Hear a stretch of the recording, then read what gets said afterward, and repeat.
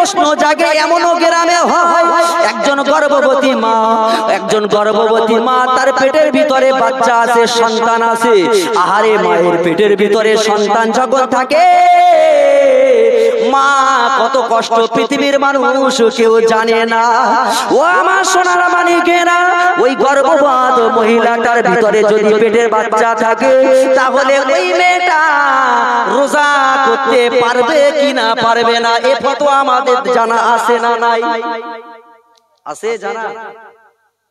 আচ্ছা, একটা মেয়ে গর্ভবতী হলে তার ভিতরে যদি পেটে বাচ্চা থাকে তার জন্য কি রোজা ফরজ? সে কি রোজা করতে পারবে না ভাঙতে পারবে? আচ্ছা, সে যদি রোজা ভাঙে যে আমি করব না, তার কি কাফারা দিতে হবে না হবে না? ফতোয়াটা শিখে রেখে দেন, গ্রামে কাজে লাগে। আমার কথা, ফতোয়ায়ে আমিনিয়া দ্বিতীয় খণ্ডে চলে যাবে। ফতোয়ায়ে আমিনিয়া দ্বিতীয় খণ্ডই পৃষ্ঠা নাম্বার হচ্ছে তোমার 74। কত পৃষ্ঠার বললাম?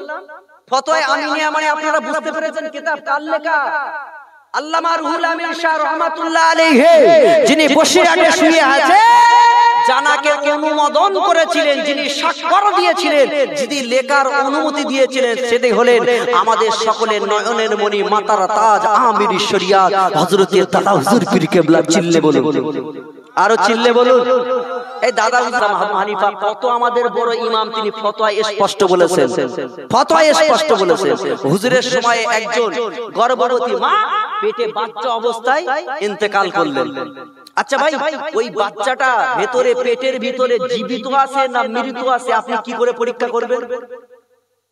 আচ্ছা, এখন যেরকম ডাক্তারের পরীক্ষা আছে, পেটের ডাইরেক্ট ফটো করে দিচ্ছে যে পেটে বাচ্চা জ্যান্ত আছে না মৃত আছে। এখন কত সুন্দর ইঞ্জিনিয়ারিং সময়ে, এখন নেটওয়ার্কের সময় কত মানুষ উন্নত।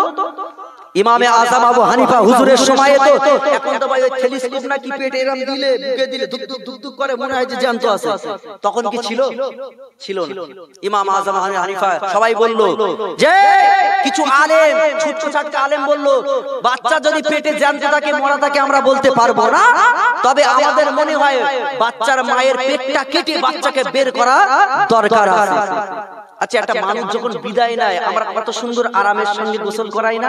এই আস্তে আস্তে গোসল করাও, আস্তে আস্তে ধরো, কেন তার লাগবে? কষ্ট হবে না? আচ্ছা, মায়ের যদি পেটটা কাটা হয় কষ্ট হবে না হবে না? ইমাম আযম হানিফার কাছে ফতোয়া গেল, হুজুর আমার বললেন চলে যাও, আমি ইমাম আযম তোমাদেরকে জানিয়ে দিলাম ওই বাচ্চাটার মায়ের পেটটা তখনই কাটবে যদি তার বাচ্চাটা জ্যান্ত থাকে। কি করে বুঝবে? চলে যাও, একটা সুতির ন্যাকড়া নাও, সুতির ন্যাকড়া, কি ন্যাকড়া? কাপড় নাও, সুতির কাপড়, সেটাকে পানিতে ভিজাও, ভিজে ওই বাচ্চা মায়ের পেটের উপরে বাচ্চা সোজা যদি ওই কাপড়ের ভিজে পানিটা দিয়ে দাও, যদি দেখবেন ওই বাচ্চাটা ওই পানিটা শোষণ যখন করে নিয়ে শুকিয়ে দিচ্ছে, কিছুক্ষণ অন্তর অল্প সময়ের ভিতরে যখন ওই ন্যাকড়াটা সুতের ওই পানিটা তাড়াতাড়ি করে শুকিয়ে নিচ্ছে, মনে রাখবেন ওর পেটের ভিতরে বাচ্চাটা জীবিত আছে। একবার জোরে বলুন।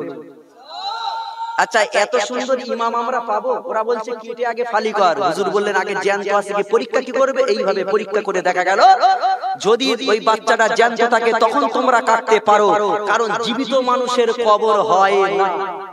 জীবিত মানুষের কবর হয়, বাচ্চাটা জীবিত থাকলে কবর দেওয়া যাবে? তাহলে তোমরা বাচ্চারা মাকে পেট কেটে তোমরা বার করো, সিজার করো এখন যাকে বলা হয়। আর যদি মৃত হয় তাহলে তোমরা ওই অবস্থাতে দাফন করে দাও, কারণ দাফনটা হলো মৃত ব্যক্তির জন্য। একটু জোরে বলুন না সুবহানাল্লাহ। কেমন ইমাম পেয়েছি! ও আমার সোনার মানিকেরা, ও আমার তরুণেরা, আর রদ্দুল মুখতার কিতাবটার ভিতরে এসেছে যদি গর্ভবতী মহিলার পেটের ভিতরে বাচ্চা থাকে, ওই মাটা যদি মনে করে আমার বাচ্চা থাকার কারণে আমি রোজা রাখতে পারবো না, আমার কষ্ট হবে, আমার বাচ্চার প্রোটিন শর্ট হয়ে যাবে, আমার বাচ্চার কষ্ট হবে, বাচ্চা যদি মরে যায়, এই রকম যদি কোনো মায়ের আশঙ্কা থাকে, ফতোয়ার ভিতরে এসেছে ওই মাটার রোজা করা লাগবে না।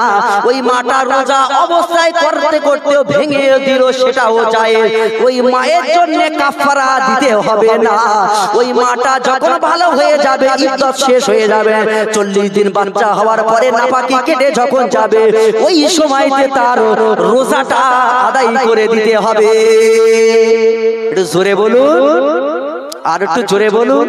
ও আমার সোনার মানিকেরা, ফতোয়া নাম্বার 2, কোন যদি বাচ্চা ফতোয়াটা ভালো করে শুনে রেখে দেন।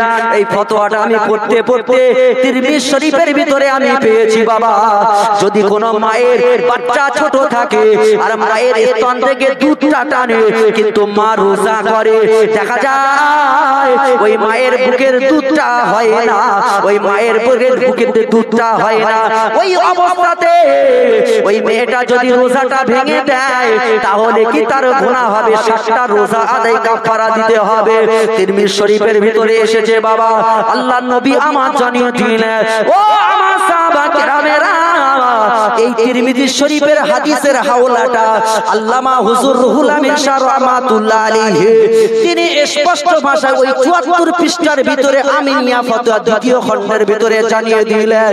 ও নবীর প্রেমিকেরা, তাহলে ওই বাচ্চাটা যখন আশঙ্কা হবে মায়ের, ওই মাটা ইচ্ছাকৃতভাবে রোজাটা যদিও ভেঙে দেয় ওই মায়ের কাফারা দেওয়া লাগবে না। বাচ্চাটা যখন হুষ্টপুষ্ট হয়ে যাবে মা বুঝতে পারে এর খাওয়া দাওয়া দিলে বাচ্চাটা হুষ্টপুষ্ট হবে, তখনই ওই মাটার রোজা আদায় করে দিতে হবে। জোরে বলুন, রাতের বেলায় স্ত্রী সহবাস করতে পারবে কিনা? ও আমার সোনার মানিকেরা, আল্লাহর নবী আমার হাদিস পাকের ভিতরে জানিয়ে দিলেন, মুসলমানেরা কান খাড়া করে শুনে রেখে দেন, একজন স্বামী স্ত্রী সহবাস করতে পারবে ইচ্ছাকৃতভাবে। ওই সময়টা হলো সুবে সাদিকের অর্থাৎ সেহরির আগ পর্যন্ত। যখন মুয়াজ্জিন মসজিদে আযান দেবে তার আগে পর্যন্ত আপনাকে সহবাস করা লাগবে, কিন্তু সহবাস করার পরে ফরজ গোসল করার পরে তারপরে আপনার সেহরিটা খেতে হবে, কারণ সেহরিটা হলো পাক। আল্লাহর নবী আমার জানিয়ে দিলেন, কেউ যদি ওই ভোরের বেলা উঠে একটা লোকমা যদি সেহরি খায়, এই একটা লোকমা সেহরি খাওয়ার কারণে আমার আল্লাহ পাক আল্লাহ তাআলা 1 বছরের নফল ইবাদতের নেকি তার আমলনামায় আমার আল্লাহ লিখে দেয়। আরো জোরে হবে না?